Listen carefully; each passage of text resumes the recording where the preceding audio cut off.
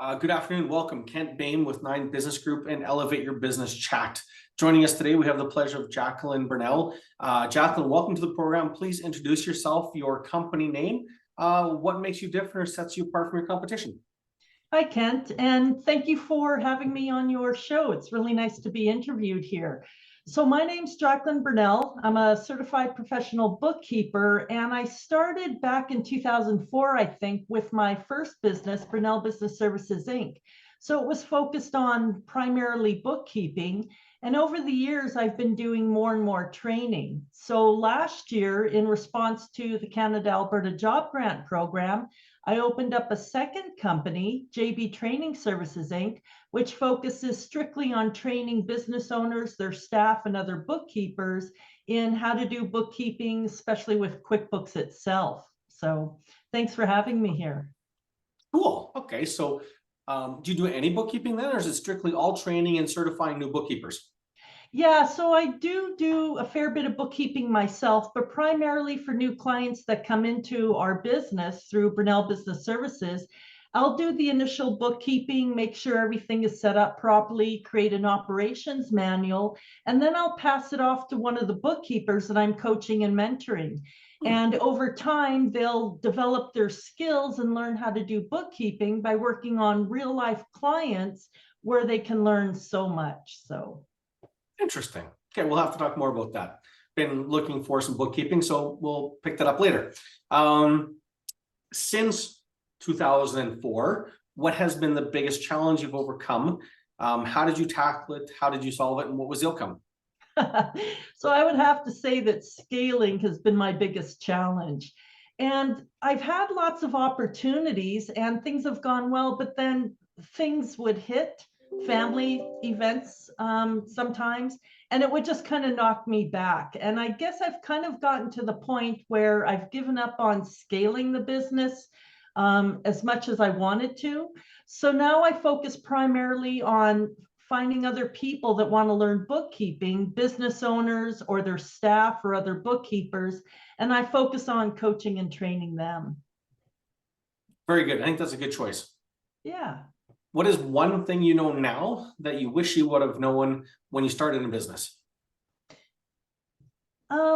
I guess it's the marketing side of things. Even now, I still struggle with Facebook advertising, social media advertising, LinkedIn, all that type of stuff. I've gotten better at it over the years, but I still struggle with it. So it's one of my. So is it primarily to get new bookkeeping clients or to get people who want to learn bookkeeping? It's both. Because again, it's important that we have the clients to work with so that we can help them have better systems, better bookkeeping systems, but also to train top quality bookkeepers. That is still one of the biggest challenges in the industry. Is repetition, getting the volume up to get enough variety to get the competency to do it accurately and then deal with the exceptions. Yes, yes. Gotcha. Okay. If there was a pirate, a thief in your business, what would they be stealing from you? You know, I have never been able to figure that out. I look at my systems, there's securities in place, and I guess it might be my ability to train people. So I'm really good at being able to communicate at slowing down or speeding up or changing my training style to adapt it to my clients. And if it's the one thing that someone would steal that would probably be the most valuable to them, it would be that. That's I love that answer. That question's been a lot of fun this past month. So and there's getting a lot of variety, but I think you're right. In one aspect, it is your ability to communicate and train. I had another person yesterday, the day before, and theirs was their confidence. Yes, you gotta have confidence when you're running a business. So been lots of fun. What is your definition of a successful business? And over years of experience, has it changed? And what was it? And what is it now? Well, when I first started the business, it was just survivability. I kind of fell into it through divorce. And then 3 months later, I got laid off work. So I just happened to start the business. And I've been so grateful. It's helped me and my family in so many ways. But today, when I look at my business, there's three things that I have to have. I have to have joy. I have to love what I'm doing. It's got to be profitable, and it's got to have potential for the future. And more importantly, help my clients. My clients have got to be served, to the best of my abilities. So can I put that in chapter 9 of my book? 4 things Yes. to a successful business. What was that? Joy, happiness, Joy, profit, profitability, and customer service. customer service. And then there's a fourth one, though. It was Potential. potential, some outlook, some ability to be in business in the not too distant future. So some survivability, forecasting. Yes. Cool. I like that one. Chapter 9 of the book. You heard it here first. I don't know when the book's coming, but we're getting there. I can help you with that. Sounds good. Last question. What do you want to be known for? Everybody talks about a legacy, and it's never something that I've really thought about, not interested in it. But if people talk about me, I would like them to say that they've learned from me, that they've become empowered in their bookkeeping and understanding the finances for the business, that they love looking at their finances now because they understand it, and that they're not afraid of it, and that they can delegate it to somebody else and still understand the numbers when they see it. That is so crucial to any business.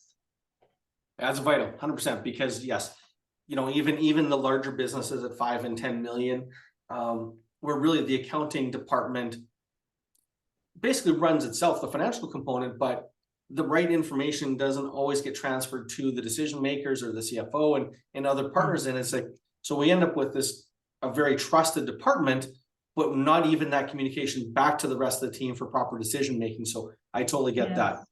And one of the important things that people don't understand is if they don't know how their financial statements work, if they don't understand what the account names mean, they'll look at it and won't make sense. And it's so easy for them to become subject to theft or something.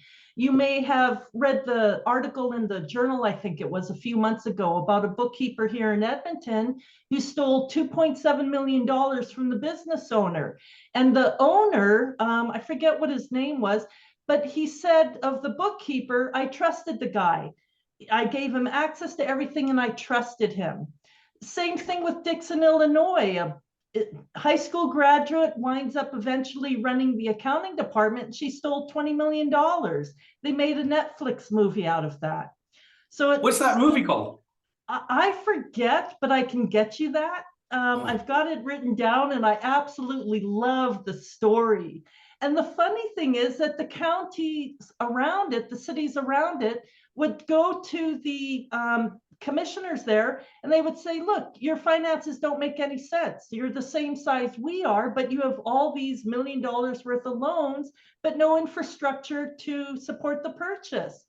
And it took forever before this bookkeeper office manager got caught. So it happens. And that's a great warning to all business owners out there to we need to delegate and we need to teach, we need to relinquish, but there has to be a process and there has to be backstops and ways of protecting. A friend of mine too went through something similar, not to that extent, but it was in the neighborhood of somewhere between $500,000 to $650,000 that the accountant was able to shuffle on and off the books. So it's hard. It's painful. It's not right, but yes, it happens. And so an important part of the conversation for sure.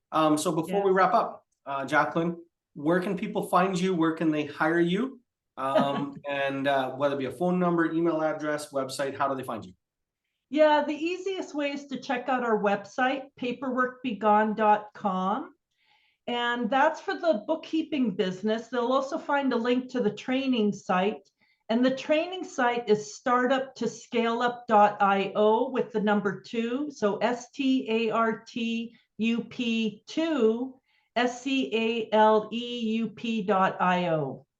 Or just do a Google search, JB Training Services Inc., and you'll find us there. Sounds great. Thanks again, Jacqueline. You've been a great guest. Thank you for sharing your insight and warning the rest of us entrepreneurs to guide our dollars and cents carefully and have the right system process. Have a great afternoon. Welcome. Bye-bye. Bye.